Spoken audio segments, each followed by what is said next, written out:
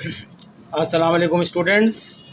English master channel की जानिब से आपका टीचर अकील अहमद आपके सामने मौजूद है। ये हमारा इंग्लिश का चैनल है। यहाँ पे हम इंग्लिश कोर्स की इंग्लिश पढ़ाते हैं और हमारे कई लेक्चर्स पे रिकॉर्ड हो चुके हैं। वोकैबुलरी के भी हम रिकॉर्ड करा चुके हैं। आज से हम इसमें इंग्लिश ग्रामर शुरू करते हैं। ठीक है, मैंने आसानी के लिए अपने थोड़े नोट्स बना लिए हैं ताकि कम वक्त के अंदर मैं आपको ज़्यादा सिखा सकूँ। तो आज से हम शुरू करेंगे। इंग्लिश शुरू होती है पार्ट्स ऑफ स्पीच से, जिसको हम उर्दू में कहते हैं तकरीर के हिस्से। स्पीच माने तकरीर, पार्ट्स माने हिस्से, ऑफ माने के। पार्ट्स ऑफ स्पीच तकरीर के हिस्से। Parts of speech play a vital role. Vital माने अहम, रोल माने किरदार। पार्ट्स ऑफ स्पीच प्ले माने अंजाम देता है, अदा करता है। A vital role in English grammar as they help us understand, समझना, understand the structure of sentence. Sentence जुमले होते हैं, स्ट्रक्चर माने उनका ढांचा, उनका खाका। ठीक है। And how words function within them, और उनके अंदर किस तरह जो है इस ढांचे के अंदर, स्ट्रक्चर ऑफ सेंटेंस के अंदर जो अल्फाज होते हैं वो किस तरीके से अपने फंक्शन अंजाम देते हैं।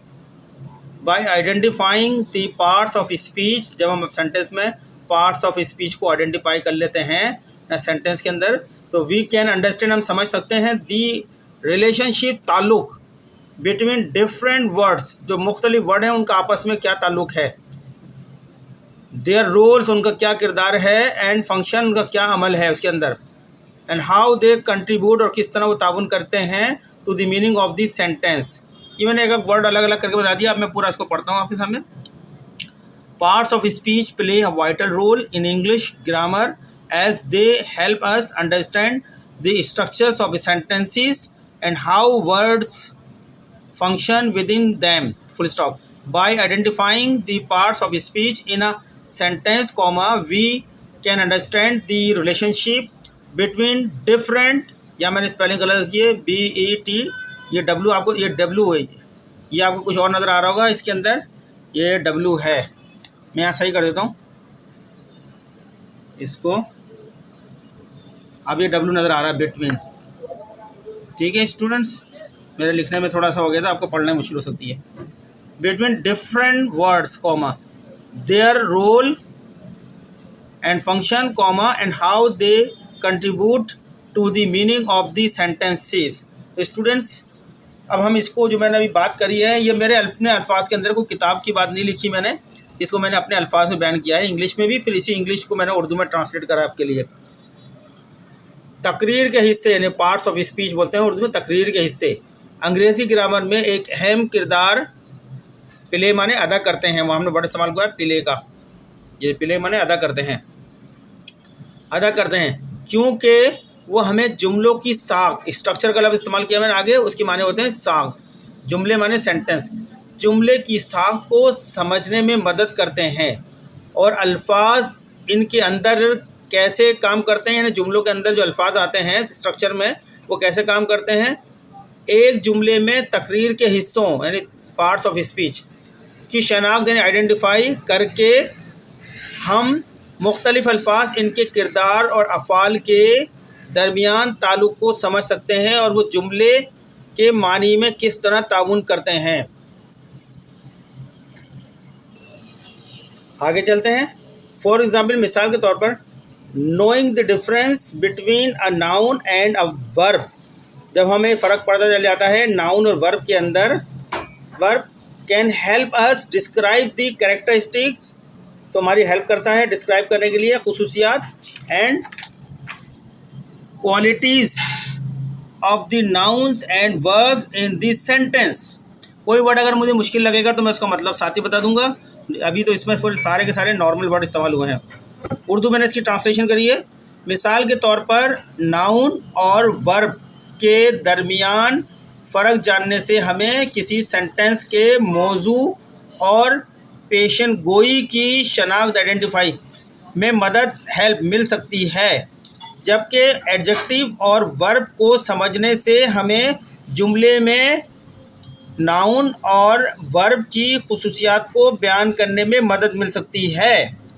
ये मैं स्टूडेंट्स अपने अल्फाज में लिख रहा हूँ आपको समझाने के लिए सारी बात। फिर इसके बाद जो ये पार्ट्स ऑफ स्पीच 8 होते हैं वो आपको वन बाय वन एक एक एक्सप्लेन करूँगा, उनके सेंटेंस भी बनाऊँगा। आगे चलते हैं।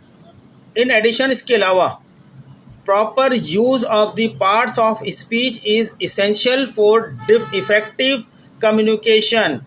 इन एडिशन माने इसकी जो हमने अब तक कहा है, इसके अलावा प्रॉपर माने मुनासिब यूज़, इस्तेमाल जो होता है of the parts of speech का इज़ इसेंशियल, लाजमी होता है फॉर इफेक्टिव मौसर कम्युनिकेशन, राब्ते के लिए। इन रिटन, लिखत के तहरीर के अंदर, एंड स्पोकन बोलचाल के अंदर, जो है इंग्लिश बोलचाल की इंग्लिश हो, तहरीर इंग्लिश हो। Using the correct parts of speech, सही पार्ट्स ऑफ स्पीच को इस्तेमाल करते हुए, हेल्प्स टू अवॉइड एम्बिग्विटी, हमें हेल्प करता है ताकि हम जो है अनक्लियरेंस जो होती है उसको नज़रअंदाज करें, उससे दरगुजर करें। अनएम्बिग्विटी माने एम्बिग्विटी माने जो क्लियर ना हो, जिसके दो मानी हो, जो मानी हो, उसको हम एम्बिग्विटी बोलते हैं। ठीक है। अवॉइड माने दरगुजर करना,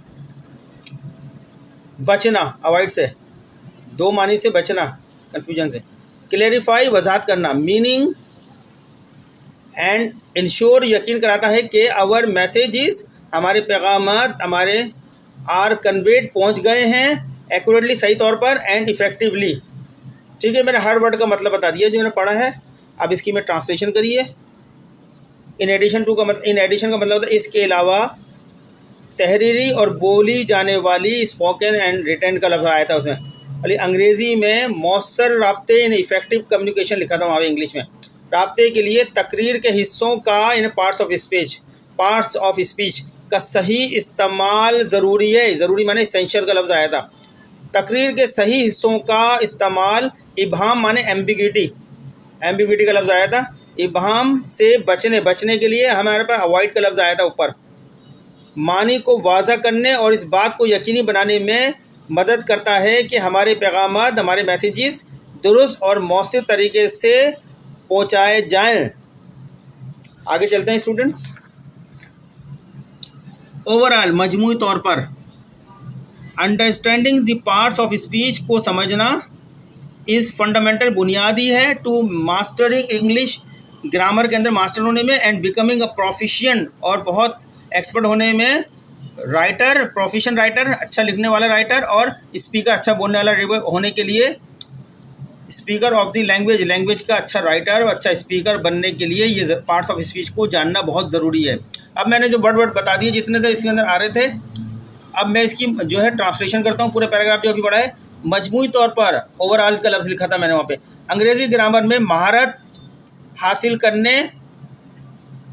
हासिल करने जिसके लिए मैंने इंग्लिश का वर्ड इस्तेमाल कर रहा था, वहाँ पर जो है प्रोफिशिएंट का लफ्ज़ करने, और ज़बान के माहिर के लिए मैंने वहाँ पे इस्तेमाल कर रहा था जो है मास्टरिंग। मुसन्निफ ऑथर होता है या राइटर होता है लिखने वाला, या स्पीकर बोलने वाला बनने के लिए तकरीर के हिस्सों को समझना बुनियादी यानी पार्ट्स ऑफ स्पीच जिसको जानना समझना बहुत ज़रूरी है। बुनियादी के लिए इसेंशियल लफ्ज़ आया था। नेक्स्ट पैराग्राफ पढ़ते हैं। Parts of speech are the different categories, मुख्तलिफ कैटेगरीज हैं पार्ट्स ऑफ स्पीच की। दैट वर्ड्स कैन बी, उसके वर्ड जो है ग्रुप हो जाते हैं into based on their function और रोल के मुताबिक in a sentence. There are 8 main parts of speech. कौन कौन से 8 पार्ट्स ऑफ स्पीच हैं वो आपके सामने लिख रहा हूँ यहाँ पे। नाउन है, प्रोनाउंस है, एडजेक्टिव है, वर्ब्स हैं, एडवर्ब्स हैं, प्रीपोजिशन है, कंजंक्शन है, एंड इंटरजेक्शन है। तो स्टूडेंट अगर आपको ये पूरे 8 के 8 पार्ट्स ऑफ स्पीच आते हैं, आपके लिए इंग्लिश लिखना, इंग्लिश बोलना बहुत आसान हो जाएगी। तो ये मैं आइंदा के लेक्चर में एक वन बाय वन विद इसके बारे में इसकी थ्योरी बताऊंगा। इनके सेंटेंस को यूज़ करूंगा, बहुत सारे बनाऊंगा इसके अंदर, नाउंस के हवाले से भी, प्रोनाउंस के हवाले से, एडजेक्टिव के भी, verb, adverb, preposition, conjunction and interjection. तो इस पैराग्राफ को मैंने ट्रांसलेट किया है। तकरीर के हिस्से मुख्तलिफ ज़ुमरे माने कैटेगरी हैं, मुख्तलिफ कैटेगरी हैं जिनमें अल्फाज को इनके फेल यानी वर्ब या जुमले सेंटेंस में किरदार की बुनियाद पर, रोल की बुनियाद पर ग्रुप किया जा सकता है। तकरीर के 8 अहम हिस्से होते हैं पार्ट्स ऑफ स्पीच। आपके पास 8 होते हैं। पहला नाउन, दूसरा प्रोनाउन, तीसरा एडजेक्टिव, चौथा वर्ब, 5वां एडवर्ब, 6ठा प्रीपोजिशन, 7वां कंजक्शन, 8वां इंटरजेक्शन। आगे चलते हैं स्टूडेंट्स। तो स्टूडेंट्स लेक्चर हमारा चूँकि बड़ा हो रहा है, इसको शॉर्ट करने के लिए हमने, चूँकि हमारा ये लेक्चर जो था सिर्फ पार्ट्स ऑफ स्पीच पे लेक्चर देना था कि पार्ट्स ऑफ स्पीच क्या होते हैं, हमने काफ़ी डिटेल में बड़ा लेक्चर आपके सामने रख दिया है। आप किसी भी किताब को उठा के देख लें, पार्ट्स ऑफ स्पीच पे इतना कुछ नहीं लिखा होगा जितना मैंने अभी आपको वजाहत करके बताया। ये चूँकि मैंने अपने अल्फाज में लिखा है सारा, और अब इन्हीं की बदौलत मैं आपको हर पार्ट्स ऑफ स्पीच के बारे में बताऊँगा, उसके सेंटेंस बताऊँगा, उनकी इंग्लिश मीनिंग भी, उर्दू मीनिंग भी, और सेंटेंस को यूज़ करके भी बताऊँगा। आप मेरे लेक्चर देखते रहें और मेरे चैनल को सब्सक्राइब भी करें, लाइक भी करें, और आगे वीडियो को दूसरों को भी शेयर करें। इससे हमारी जो है हौसला अफजाई होगी, हम लेक्चर बनाते रहेंगे आपके लिए। थैंक यू वेरी मच, शुक्रिया।